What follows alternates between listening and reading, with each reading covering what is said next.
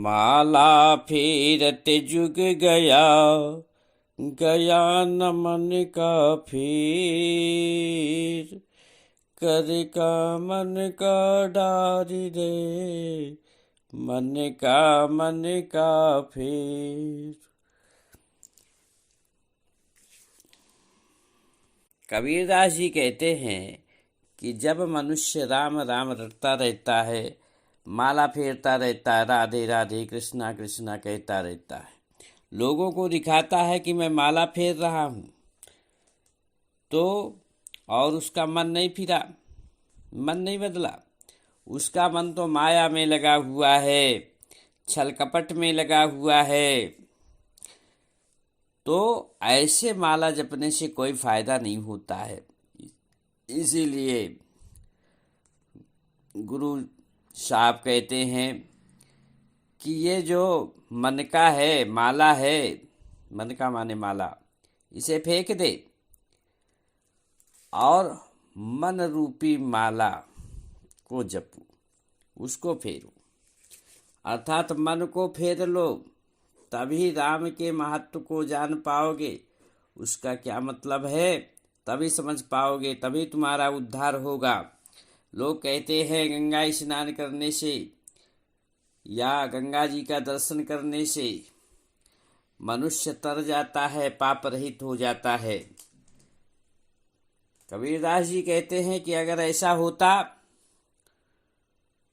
तो लोग पाप करते और जाकर के गंगा जी में डुबकी लगा लेते, उनके सारे पाप दूर हो जाते।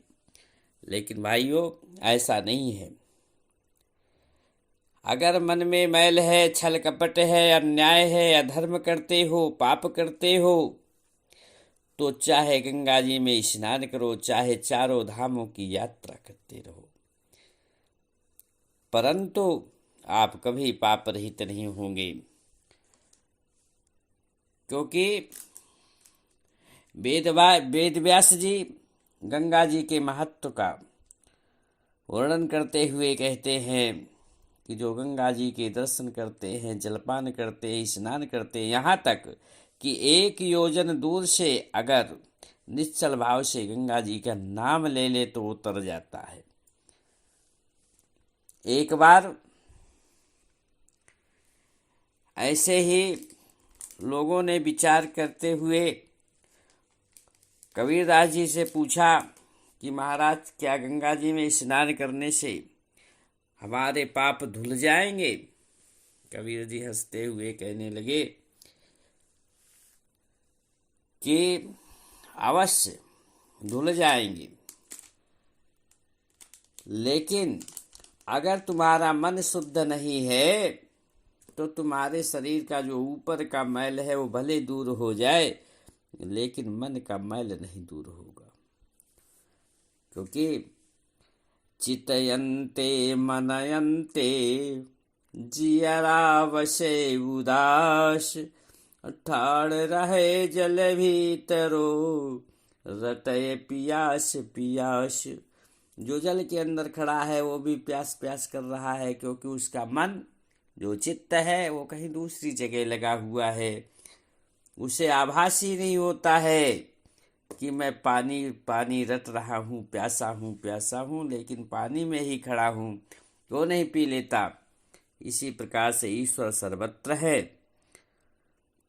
इसलिए जो उसे वास्तव में जानता है, जो वास्तव में ध्यान किया है, विचार किया है, बस उसे परमात्मा प्राप्त होते हैं।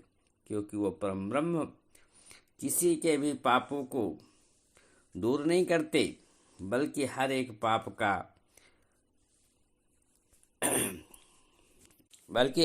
पाप का दंड देते। यही विधि का विधान है। एक बार माँ भगवती भगवान शिव से बोली कि हे स्वामी, लोग कहते हैं कि गंगा जी में स्नान करने से वे पाप रहित तो हो जाते हैं, क्या उन्हें मोक्ष प्राप्त हो जाता है?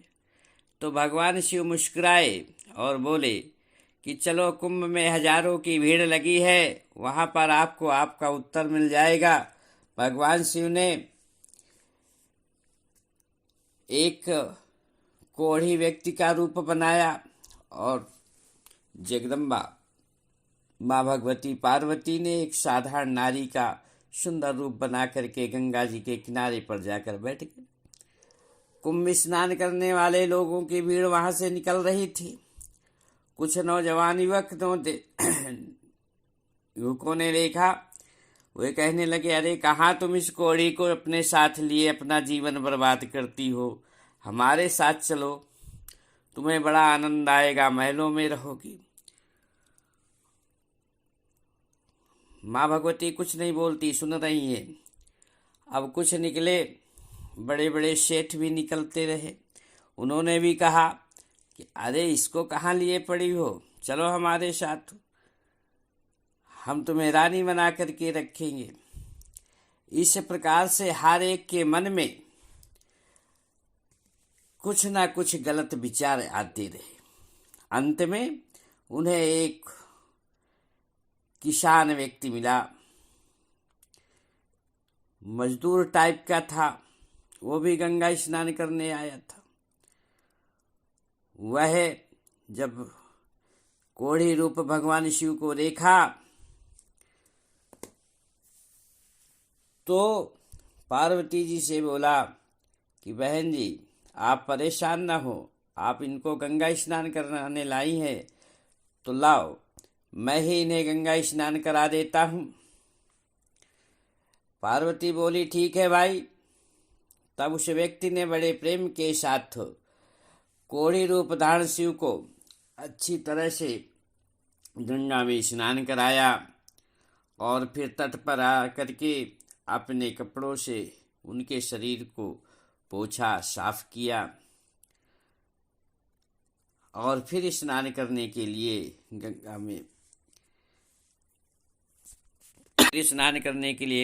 में अंदर प्रवेश किया। उधर शिव और पार्वती अंतर्ध्यान हो गए। कैलाश पर आकर के भगवान शिव ने कहा कि हे उमा, क्या आपको आपके प्रश्नों के उत्तर मिल गए? माँ भगवती बोली, हे परमेश्वर, हे दीनानाथ, मुझे सारे उत्तर मिल गए हैं।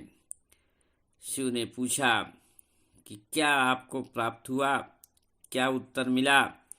माँ भगवती बोली कि जो व्यक्ति दयावान है, निश्चल है, भगवत प्रेमी है, कर्तव्य परायण है एवं परोपकारी है, जो सबको समान दृष्टि से देखता है, जिसमें सेवा भाव है, वही व्यक्ति मोक्ष को प्राप्त होता है, वही पाप रहित होता है और वही वास्तव में ईश्वर की पूजा करता है। उससे बड़ा कोई संत नहीं है। बोलो भगवान शिव पार्वती की जय।